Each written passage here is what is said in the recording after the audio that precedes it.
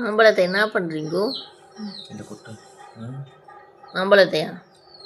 என்ன கட்டில் கொட்டி வீடு பிடிச்சி என்னப்பா எவ்வளோ மாம்பழம்? 100 ரூபா. இப்போ 100 ரூபா தந்தே இல்லைப்பா. 100 ரூபா கிலோ 50 ரூபா. சரி 50 ரூபா. இந்த வசமா இப்போ நாங்கள் மாம்பழம் ஜூஸ் போட்டு குடிக்க போகிறோம்.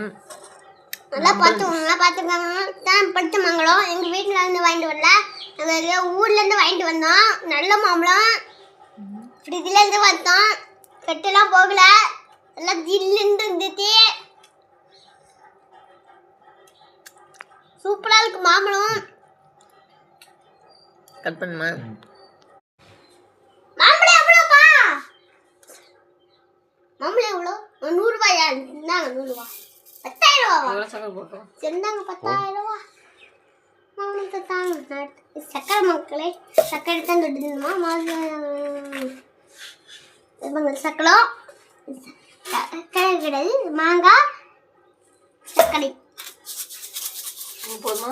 போட்டான் சர்க்கரை வந்துட்டு இருக்க மக்களே. சக்கரை போட்டாச்சு. சக்கரை போட்டாச்சு. மிக்ஸியில் போட்டு அடிச்சாச்சு சக்கரை கொட்டி. ஐயோ வாசமா இருக்க. வாசம் தூக்குது.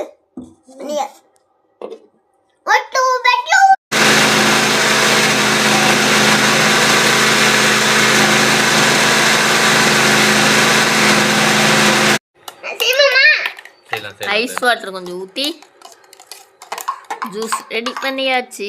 சக்கரை போதுமா? போதும். நீக்கலாம்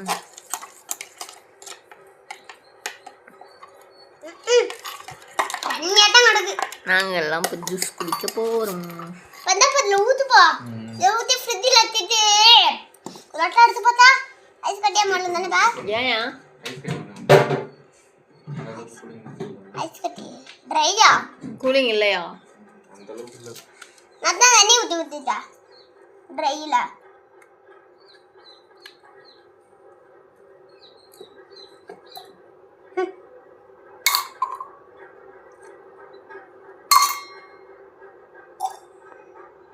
இது எனக்குப்பா. ஏன் இப்படி போட்டு எப்படி கரைக்கிறதுப்பா?